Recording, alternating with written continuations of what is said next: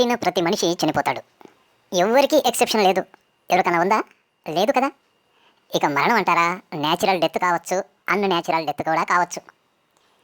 United AP విషయానికి వచ్చే వరకు ఒక్క వైఎస్ఆర్ మరణం పైననే పచ్చ మీడియా, పచ్చ పార్టీ, పచ్చ వైరస్ సోకిన ఇతరులు తరచుగా వైఎస్ఆర్ మరణంపై కారు కూతలు కూస్తూ ఉంటున్నారు. 14 సంవత్సరాలు గడిచిపోయినా ఇంకా నిన్న మొన్న జరిగినట్లే మాట్లాడుతూ ఉంటారు.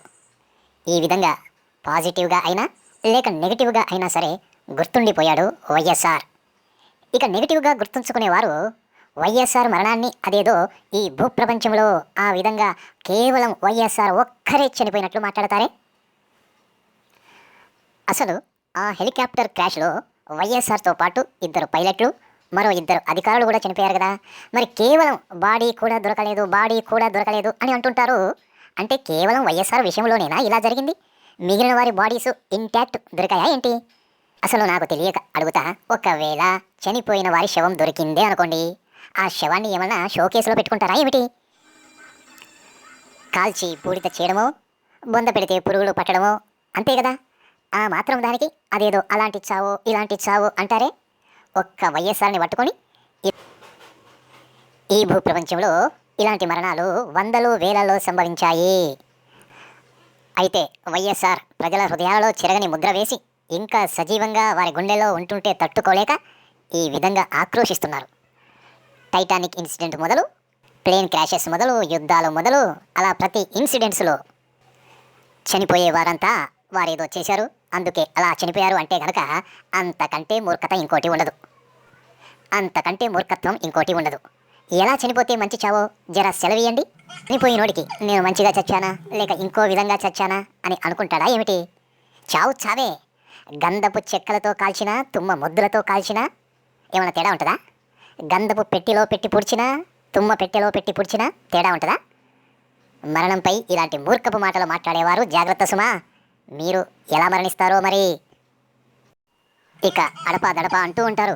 ఆఖరికి జగన్మోహన్ రెడ్డిని కూడా, నీకు కూడా అలాంటి చావే, నీకు మాంసపు ముద్ద కూడా దొరకదు అంటూ నిజంగా ఇంత కూడా మానవత్వము ఉన్నదా వీరికి అని అనిపిస్తూ ఉంటుంది. అసలు వీరు మనుషులేనా అని అనిపిస్తూ ఉంటుంది. అంతిమ సంస్కారం అంటూ ఉంటారు. అసలు ఆ చనిపోయిన వారికి తెలుస్తుందా నాకు ఇలా చేశారు అలా చేశారు అని? ఇప్పుడు హాస్పిటల్స్కి బాడీని డొనేట్ చేస్తూ ఉంటారు. మరి వారి పరిస్థితి ఏంటి? వారికి ఏ విధమైన అంతిమ సంస్కారం ఉండదు కదా. ఇక అంతిమ సంస్కారం విషయానికి వస్తే గనక అక్కడెక్కడో ఈజిప్ట్లో ఫరోలని ఉండేవారు. పెద్ద పెద్ద పిరమిడ్లు కట్టుకొని వారితో పాటు చనిపోయిన వారితో పాటు సిరి సంపదలు, దాసదాసీలను కూడా వారికి తోడుగా పంపించేవారు. మరి అది చాలా గొప్ప అంతిమ సంస్కారం అనుకోవాలిగా. మరి మన దగ్గరే ఉంది కాల్చడం, లేకపోతే బొందబెట్టడం, ఒంటరిగా.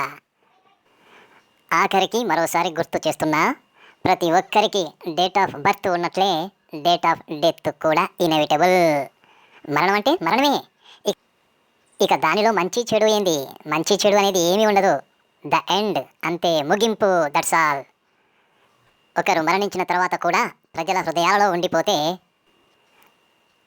అదే మంచి మరణం, వారిదే మంచి మరణం. జోహార్ వైఎస్ఆర్. వైఎస్ రాజశేఖర రెడ్డి అనే నేను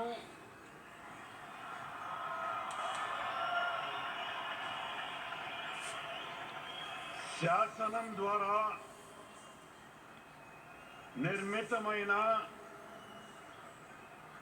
భారత రాజ్యాంగం పట్ల నిజమైన విశ్వాసం, విధేయత చూపుతానని,